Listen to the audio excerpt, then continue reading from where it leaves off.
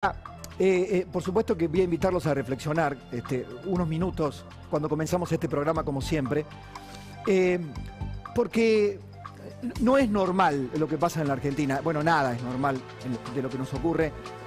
Nosotros normalizamos lo extraordinario, lo que va a contramano de la lógica. Para decirlo en un ejemplo, lo que ocurrió hoy en el Estadio Único de La Plata, ¿no? Una tontería mayúscula, una vergüenza, una imprevisión, una muestra de que detrás de las palabras, la importancia, la vacunación, el éxito que ayer, del cual se ufanaba Kreplak a través de su Facebook, diciendo que había que cerrar. Nicolás Kreplak, el segundo de Daniel Goyán en la provincia de Buenos Aires, decía, está siendo un éxito la vacunación en la provincia de Buenos Aires. Estamos en una situación muy complicada de verdad, pero más, en términos sanitarios, pero mucho más complicado porque el gobierno, y ahora voy con el editorial, y los invito a seguirme, el gobierno tiene confianza cero. El gobierno ha rifado la confianza. Alberto Fernández, aislado, metafórica y realmente por ser positivo de COVID, después de haberse vacunado con las 2 dosis de Sputnik, casi que le diría que entra en esa estadística absolutamente menor, absolutamente excepcional. Lo que les pasa al presidente es absolutamente excepcional, increíble. Además del COVID, al presidente lo está afectando el poder de una manera inusitada. Un día como hoy, hace ya varias jornadas, le decíamos, usábamos la frase de Eduardo Duhalde, está groggy. Bueno, hemos tenido una semana con un presidente vacilando, con un gabinete vacilando. ¿Qué medida tomar? ¿Cómo restringir? Reuniones de aquí, reuniones de allá. Versiones de todo tipo, halcones y palomas. Negociación con la ciudad de Buenos Aires. Negociaciones políticas a ciegas. Negociaciones políticas a tientas y a ciegas. ¿Por qué? Porque estafaron la confianza pública. Porque hace un año, y lo demuestran los hechos, no las opiniones, el presidente gozaba de la gran expectativa social argentina, de que se hiciera cargo él y su gobierno y su gabinete, el momento en que había coordinación y convivencia entre los gobiernos de la Ciudad de Buenos Aires, el gobierno nacional y el gobierno de la provincia de Buenos Aires. Nos parecía una foto inédita, lógica, normal, para cualquier país que atraviese, cualquier sociedad que atraviese una crisis, pero inédita, porque lo normal en la Argentina es el enfrentamiento, la grieta absoluta, lo ilógico, lo que va a contrapelo del sentido común, la manipulación política, el interés partidario, el uso del privilegio. Bueno, todo eso terminó primando. Estafaron la confianza porque se apresuraron a festejar, bueno, por todos los argumentos que usted ya sabe, todo lo que hizo Ginés González García, todo lo que no hizo Ginés González García, como por ejemplo conseguir las vacunas.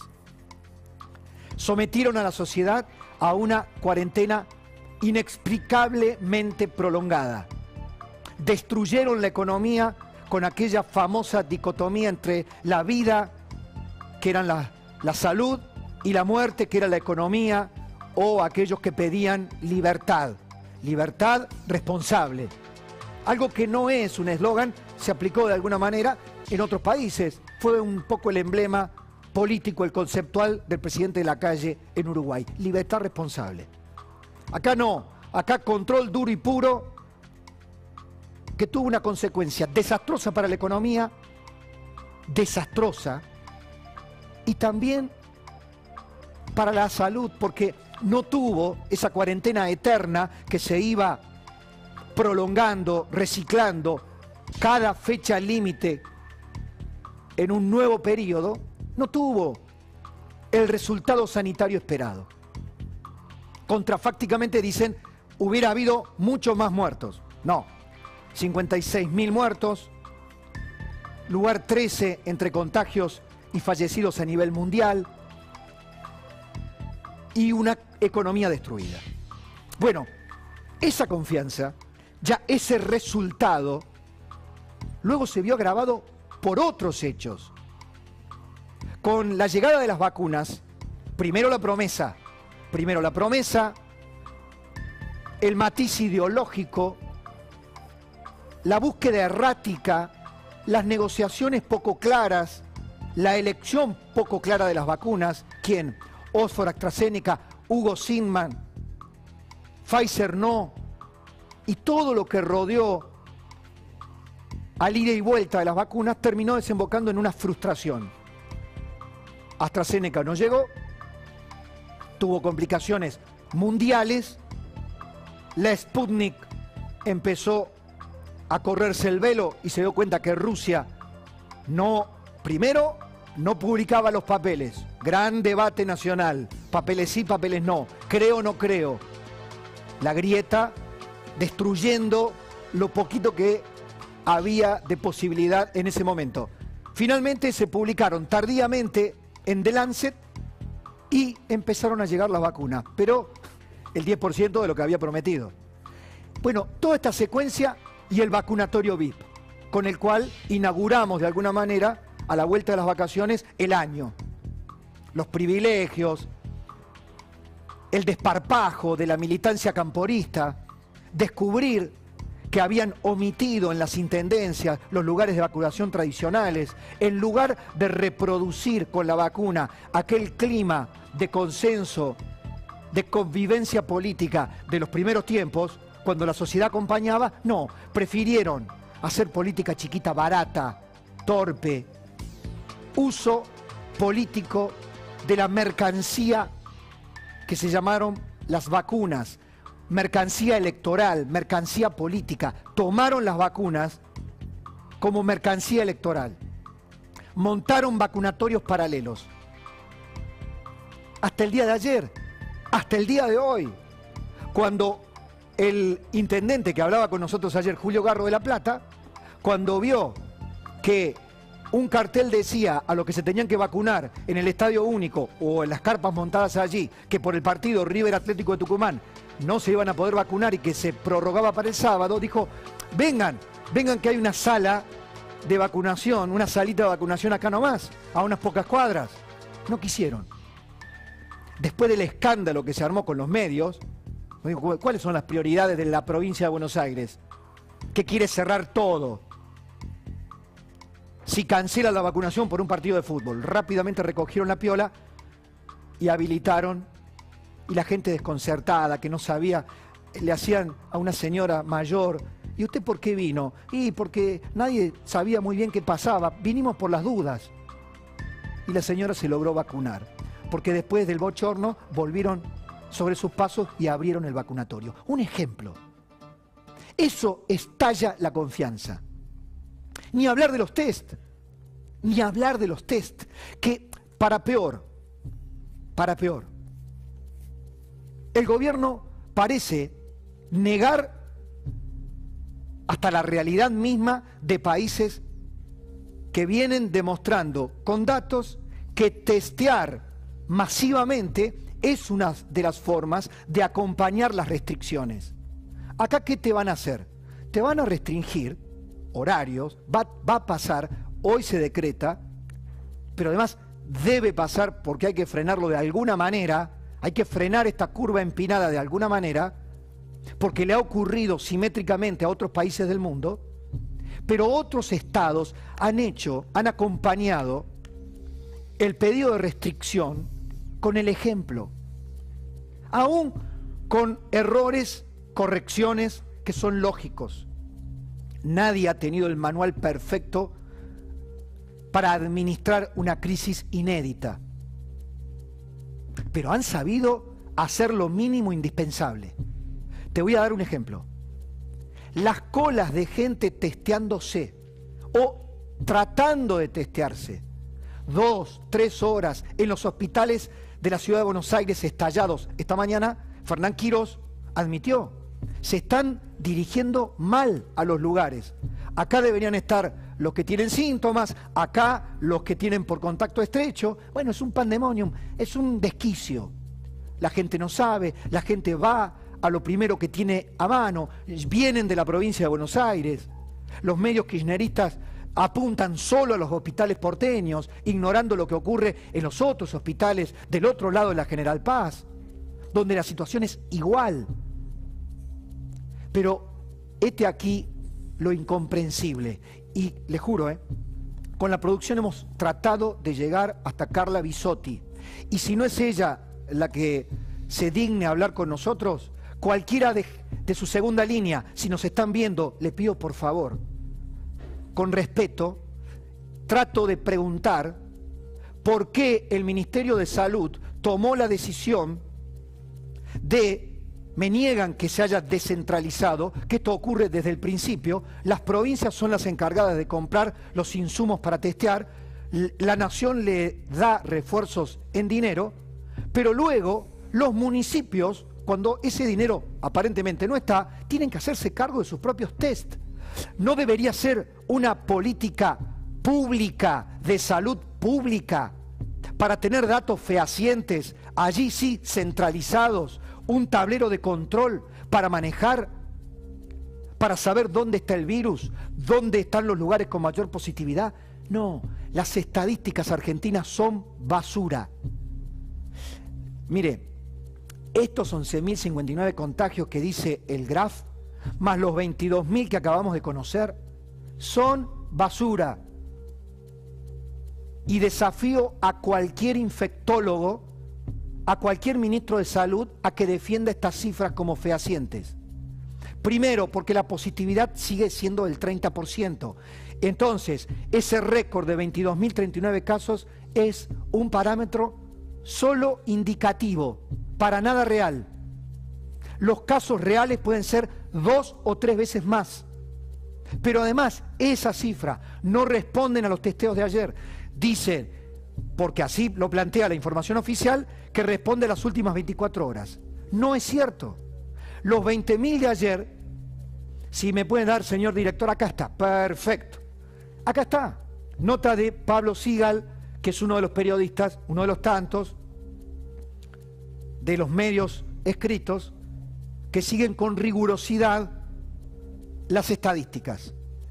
De los 20.870 que nos asustaban ayer, resulta que solo 7.592 correspondían efectivamente al día de ayer. El delay en cargar los muertos, el delay en cargar los contagios, el delay en cargar los testeos. Entonces, así no se puede manejar una pandemia, con estadísticas fallidas. Pero además, y le voy a dar un ejemplo, cualquier encuestador en la Argentina le podría dar lecciones a cualquier infectólogo de cómo se hace una muestra. Si yo voy a una unidad básica y pregunto, los que están aquí en esta unidad básica, ¿quiénes son peronistas? Seguramente la muestra me va a dar el 100%. Yo quiero saber cuántos peronistas hay en un barrio. Voy a la unidad básica. ¿Voy a la unidad básica a preguntar? No. Divido la cuadrícula del barrio, encuentro un método aleatorio para tratar de escrutar la opinión pública de esa geografía. Por eso las encuestas, cuando usted las ve, tienen representatividad. Para eso están los expertos en estadísticas. Buscan preguntar en la provincia de Buenos Aires de acuerdo a su población, a la ciudad de Buenos Aires, al resto del país. Eso conforma una encuesta nacional. Lo mismo debería ocurrir con los testeos. Y no ser usted, yo, que tengamos que concurrir a testearnos. Es el Estado el que tiene que venir a buscarnos. El Estado tiene que salir a buscar dónde está el virus, dónde están los contagiados, quiénes son contacto estrecho. ¿Por qué? Porque así lo han hecho la mayoría de los países que han tenido control, no digo de la pandemia, pero sí de la información de la pandemia. Estas estadísticas fallidas, que solo sirven para el estrépito, solo sirven para el miedo, por eso le vengo planteando, solo tienen para ofrecerte el miedo. Estas estadísticas no permiten gestionar la pandemia. Con estas estadísticas fallidas se toman las decisiones en la Argentina. Lo peor de todo es que tampoco un encuentro, por ejemplo, que en la oposición tuvieron un año. Yo entiendo el Zoom de Juntos por el Cambio, para tomar decisiones, para fijar posiciones, para armar un comunicado, pero podrían haber armado una comisión COVID. Una comisión COVID. Les voy a dar un solo ejemplo de un gran político rioplatense, Tabaré Vázquez. Tabaré Vázquez, antes de que asumiera Luis Lacalle Pou, hizo un estudio con su gente del Frente Amplio y le otorgó el trabajo al presidente electo. Tome, presidente, sobre la economía, sobre lo que podía ser la política de salud. No gobierna Juntos por el Cambio, es cierto, no tiene ninguna responsabilidad en estas decisiones y en este fracaso sanitario, pero al menos tener una comisión con datos, no solo para hablar políticamente en un set de televisión, no, con científicos propios, con epidemiólogos propios, para brindarle a la sociedad alguna idea. La Argentina es un desierto de ideas. Para decirle de otra manera, y ya voy a ir a hablar con la doctora Marta Cohen, estamos siendo quitados de algunas estadísticas mundiales justamente por esta carencia. Los datos argentinos no son fiables. Solo nos podemos fiar de los muertos que contabilizamos, y de las camas que se nos ocupan. Miren, les voy a mostrar. El sitio, uno de los sitios más prestigiosos del mundo, nacido a partir fundamentalmente o con gran ímpetu con la pandemia, Our World in Data, nuestro mundo en datos, planteó esto. Dejó de publicar datos sobre los test de COVID-19 en Argentina entre el 20 de octubre del 2020 y el 9 de diciembre del 2020. En muchas provincias los test negativos no se incluían en el número total de test. Era un desquicio estadístico. Entonces, nos pasó con el INDEC. Borramos la inflación, borramos los pobres, estafamos a los acreedores, tenemos juicios pendientes en Nueva York y no se nos cae la cara, porque hemos estafado con las estadísticas de la economía. Ahora estafamos con las estadísticas de lo sanitario. ¿Qué somos? ¿En qué nos hemos convertido? En un país de estafadores. Es duro plantearlo de esta manera. Yo sé que hoy la cifra nos va a dominar, 22.000 casos, pero quiero que lo sepa. A lo mejor algún día los hechos terminan generando una conciencia general sobre esto, y si no, un par de locos, 3, 5, gritando en el desierto o aullándole a la luna. Pero esto es un desastre. Esta es la falta de confianza que tiene el presidente. En un ratito Javi Lanari me va a mostrar una encuesta de Jorge Giacobbe. ¿O qué cree? ¿Que la caída en picada de la confianza del presidente en su gestión por parte de la sociedad, por qué es? Por estas cosas. Este presidente no le queda más que el miedo para tratar de convencer a una sociedad que le tuvo confianza y a la cual la estafó. Porque además, de vuelta, la responsable de salud que sigue a cargo es la que no vio, no quiso ver, encubrió el vacunatorio VIP y lo sigue negando, que es lo peor. Hay 9 causas judiciales en la provincia de Buenos Aires, causas federales investigando presuntos delitos, y niega el vacunatorio VIP. O sea, no supieron hacer las cosas, y cuando llegaron las pocas vacunas se las apropiaron para usarlas políticamente y para el privilegio de los que tienen un conchavo con el Estado.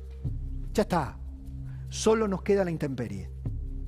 Solo nos queda nuestro propio miedo, nuestro propio cuidado. Escuchar a los directores de los hospitales para que nos cuenten realmente qué está pasando. Al gobierno no se le puede creer. Lamentablemente rifaron las estadísticas públicas, rifaron la gestión de la pandemia. Y ahí estamos, más pobres que hace un año, con un sistema de hospitales estresados, con el personal de la salud mal pago y terriblemente acuciado por la realidad que les toca, y una segunda ola que nos va a tocar, que ya está entre nosotros, como en gran parte del mundo. Únicamente podemos rezar y esperar, usar barbijo y practicar la distancia social. Bienvenidos a Hora 17.